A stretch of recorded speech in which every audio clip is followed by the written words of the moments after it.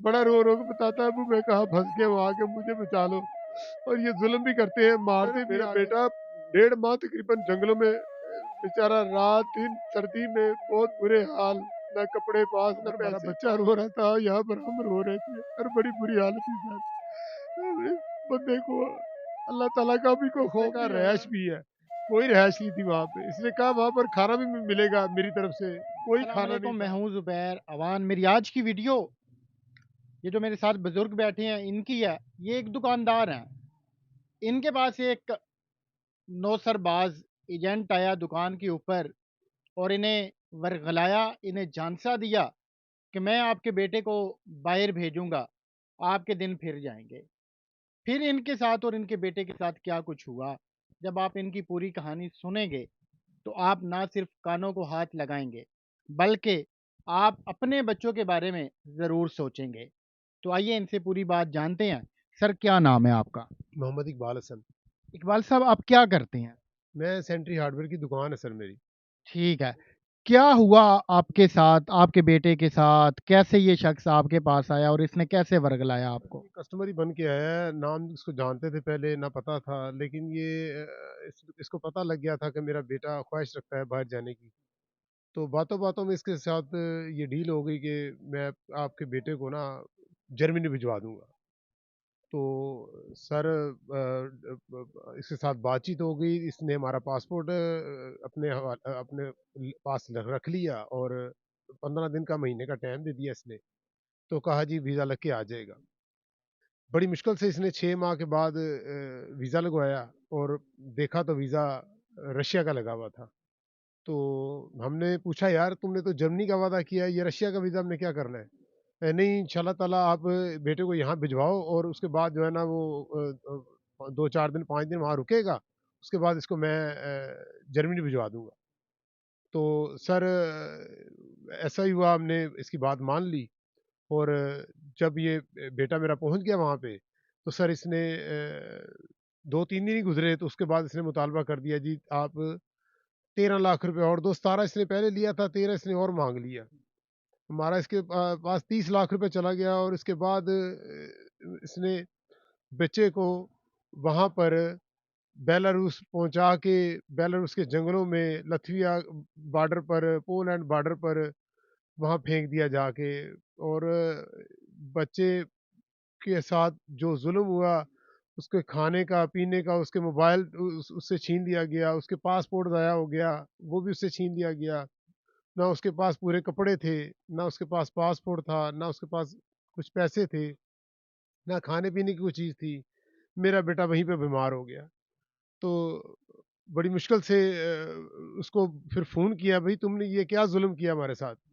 इस तरह का भेजना था मुझे, इस तरह का अपना बेचा ही नहीं भेजना था यहाँ से। मैंने तेरी बात क्यों मानी मैंने गलत किया तेरी सब बात मान के। तो कहता, नहीं कोई बात नहीं, आप फ़िक्र ना करें, इंशाल्लाह ताला कुछ दिनों की बात है, ये चला जाएगा।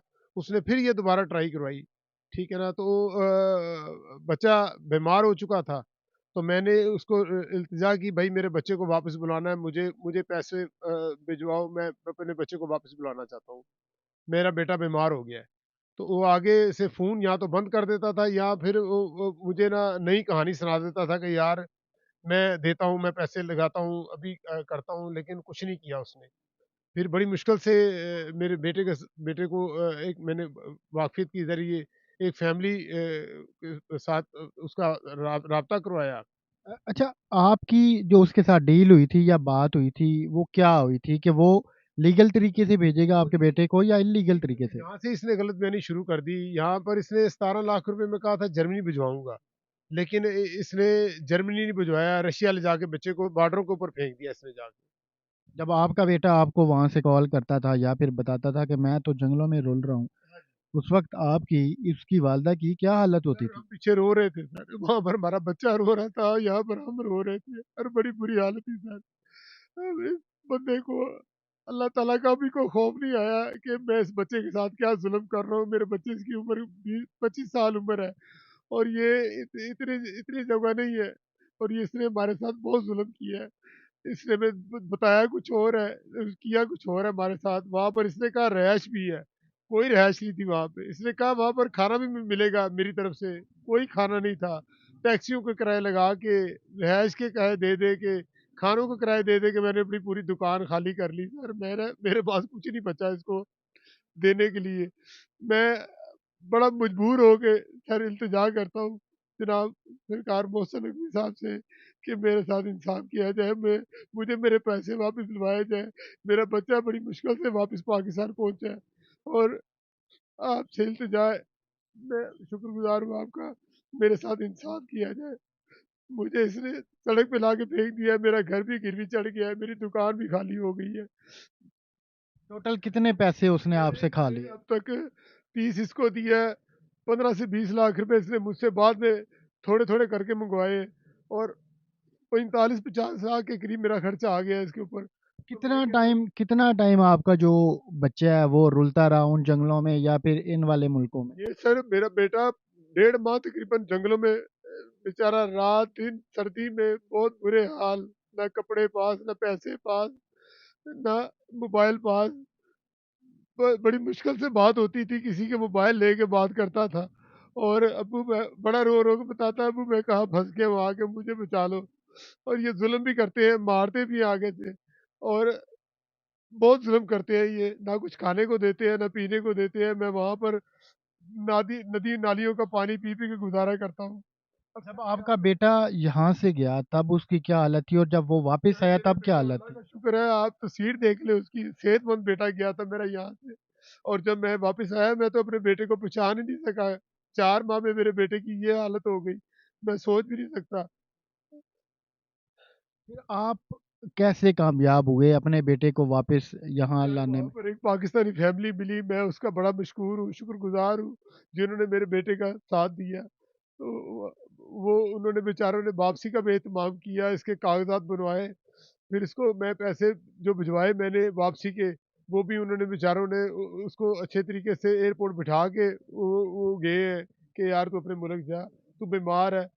तो उनकी मेहरबानी है, मैं फिर भी बड़ा मशकूर हूँ जी उनका। अल्लाह ताला उनको ये अपने इस एजेंट का क्या नाम है जिसने भिजवाया था?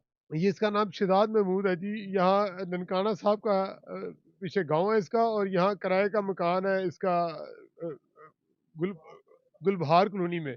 ये आपकी दुकान के ऊपर कितना टाइम आता रहा आपके पास? ये इसने काफ़ी इत्मीनान बना लिया था, ये आता-जाता रहता था और हमको भी अपने घर बुला लेता था। लेकिन इसने हमें इत्मीनान में ला के ना हमें पीठ पीछे छुरा घोंपा है इसने हमें, हमारे बच्चे के साथ भी खेला है और हमारे पैसे के साथ भी खेला है ये। तो अब आपने कोई इसके खिलाफ एप्लीकेशन एफआईए में दी है? वही क्या दे सर, ये तो आगे से धमकियाँ लगाता है। कहता है कि खबरदार अगर कोई ऐसी कोई कार्रवाई की तो मैं तुम्हें जान से मार डालूँगा।